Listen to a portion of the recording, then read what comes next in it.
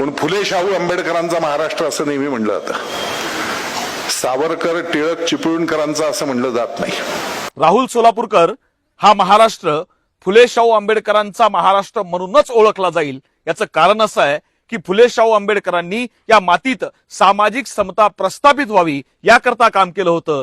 पेशवाई पुनर्जीवित व्हावी याकरता काम केलं नव्हतं. पण हे कायम लक्षात ठेवलं पाहिजे की ज्योतिबा फुलेंनी किंवा सावित्रीबाईंनी ज्यावेळेला महिलांसाठीची पहिली शाळा काढायचं ठरवलं तेव्हा भिडे नावाच्या गृहस्थांनीच वाडा दिला होता. खरंय, ज्योतिबा फुलेंना शाळा चालू करण्याकरता भिडेंनी वाडा दिला होता, पण तो अवघ्या काही दिवसात काढून सुद्धा घेतला होता हे सुद्धा सांगा.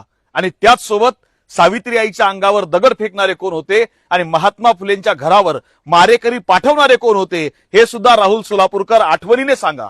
अष्टप्रधानातले 4 ब्राह्मण होते. हो, पण त्यापैकी काहींना छत्रपती संभाजी महाराजांनी हत्तीच्या पायी दिलं होतं. ते का दिलं होतं हे सुद्धा एकदा समाजाला उलगडून सांगा. आणि रामजी सकपाळाचा मुलगा हुशार आहे, त्याला शिकवलं पाहिजे म्हणून त्याला दत्तक घेणाराही आंबवडेकर नावाचा ब्राह्मणच होता, ज्याच्यामुळे सकपाळाचं आडनाव भीमराव आंबेडकर असं नंतर झालं. हो का? मग आज रोजी भारतामध्ये आंबेडकर नावाचे किती ब्राह्मण आहेत हे एकदा आम्हाला दाखवा बरं. की बाबासाहेबांना आडनाव दिल्यानंतर हे सगळे गायब झाले.